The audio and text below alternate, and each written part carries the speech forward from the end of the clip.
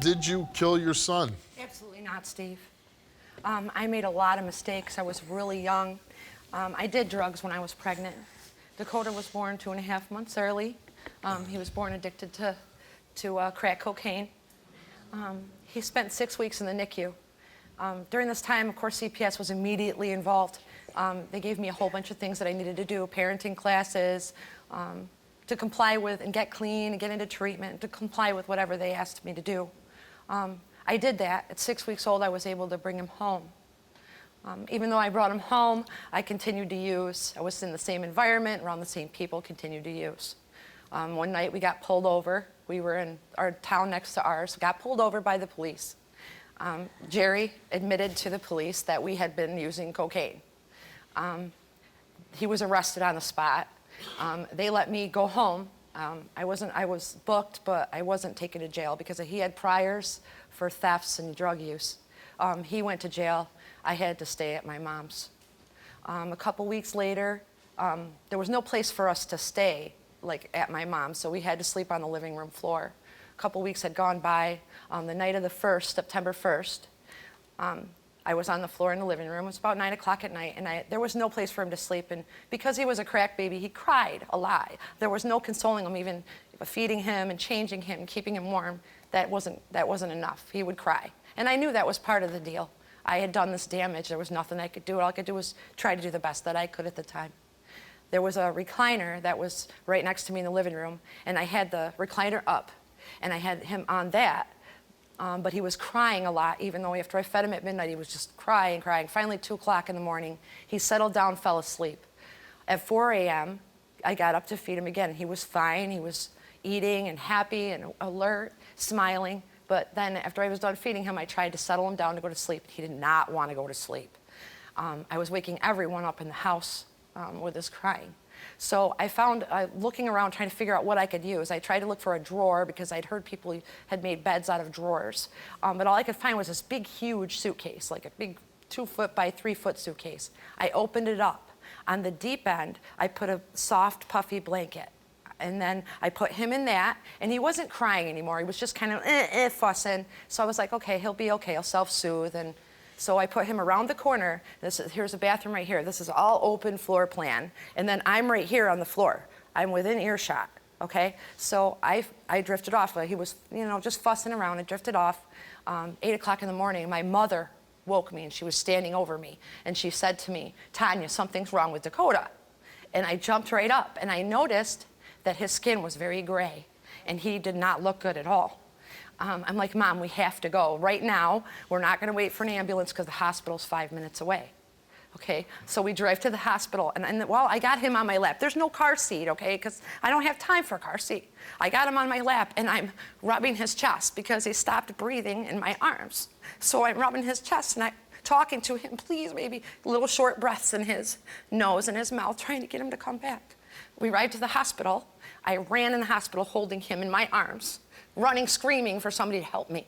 The nurses came out, they took him. I had to wait in this other room. Then they came in, and then the doctor had told me, well, we think this was a SIDS-related event, but he was, you found him before he'd actually passed away. So we got to go in and see him, and he looked fine. He was beautiful. His color was back, and he was smiling. The doctors came in and said that he had suffered greatly from the period of time that he had gone without oxygen. So they said that his brain was swelling and that they couldn't stop it and that he was going to pass away. There was nothing they could do to save him. So they called my husband, who was in jail. He was my boyfriend at the time, and they gave him what they call a deathbed visit. So he came, the doctors explained to him what had happened, and we stayed by his side until he passed on September 3rd at 5:04 p.m. When he left us, I donated his organs. Later on that evening, a family member of Jerry's had showed up, which I had very little to no contact with, showed up at the hospital. And because of the stuff that I was doing, I would totally think the same thing. Because of the stuff I was doing, she mentioned to the doctors that, maybe Tanya has done something to hurt this child. She didn't know me, and she had nothing to do with Dakota. So we went back to the place that we were staying, and I was sitting outside, just dealing with everything in my mind. The next thing I know, there was a bunch of unmarked cars pulled up really fast. And they got out and they said, you need to come with us. They didn't handcuff me or anything. And they split me and Jerry. Put Jerry in one car and me in another car. And on the way back to my county, which is about 45 minutes away, they were asking me questions like, did I ever get angry with my son? Did I ever spank my son? And we're talking about a 4-month-old baby. I'm not spanking a 4-month-old baby. So I just thought this was ridiculous. And I'm like, what is all this about? And they said they had reason to believe that I had done something to hurt him.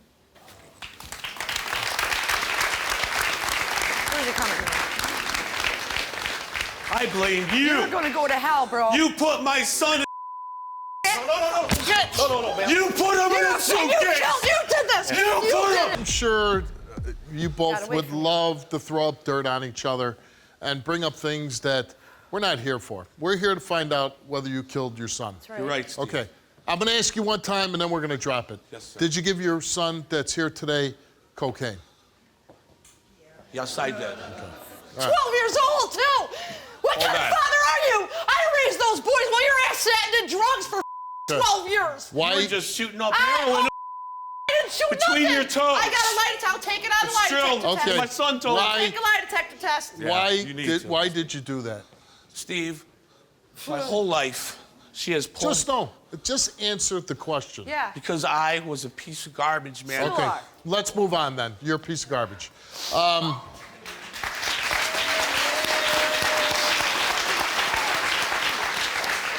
Do you think that she had something to do with it? I do. What? And why do you believe that? Because she is unstable.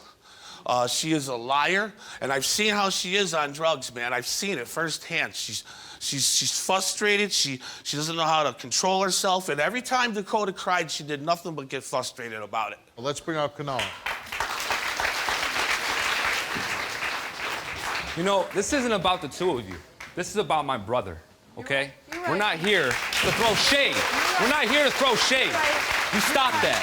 I'm not here for that. I'm sorry. I love you. No, You stop. know why I'm here. No, Don't because do I that still to have me. to talk. You know why I still I'm have here. to talk. You will talk. I don't know I who just you wanna are. tell you. I don't know. Okay. There's no way to know. There's no way to know until these test You results know I love you. come out. This wasn't not your fault. None of this was your fault. What he told you was not your fault. Yeah. And that you grew up thinking that How was not your fault. I know that you weren't strung out That's on why crack? I'm You were strung here out on today. crack 2 weeks That's before this why I'm happened. here today. But now you're dropped cold turkey, right? How do I know that That's you why didn't put I'm him in a here today. suitcase and shake him because you were That's mad at why my I'm father? here today, How do I though. know that? How do I That's know? why I came here. Well, we're gonna find out. We are gonna find out. We're gonna find out. But The truth's gonna come I out. understand Everybody's how gonna you're know. feeling. I All know these you're bridges, if you angry. kill him, all Listen. your bridges are burnt. It's okay. Everything. I didn't, Kanoa. When we're talking about murder, and you took a lie detector test whether you murdered your son, Yes, I did. there's no statute of limitations for murder. No. So you know if you failed this test, you would be opening yourself up to, Yes, sir. you know, Yes, sir. being charged with murder. Yes, sir. I need to get this. This needs to be done now. You came here, you took a lie detector test, and we asked you, prior to his death, did you shake your 4-month-old son? You answered no. Did you smother or suffocate your 4-month-old son? You answered no. Did you close the lid to that suitcase with your 4-month-old son in it? You answered no. Did you cause any of those injuries to your 4-month-old son before his death? You answered no. The results came back all the same to each question, and it came back that Tanya told the truth.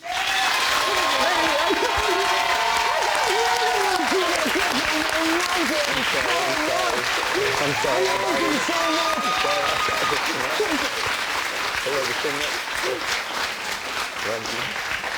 This has affected my life greatly, okay?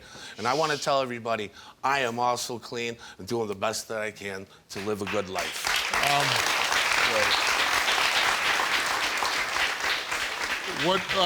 What's your feelings now, knowing that? Relief. Yeah. Definitely a big relief. I don't have to look at my mother like a murderer anymore. That's nice to know. I will say, if you battled addiction and you both say you have, and you both say that you're beating it, we're all happy to hear that. Wish you all the best of luck. Stay sober. Don't go back to your old ways. Good luck to you.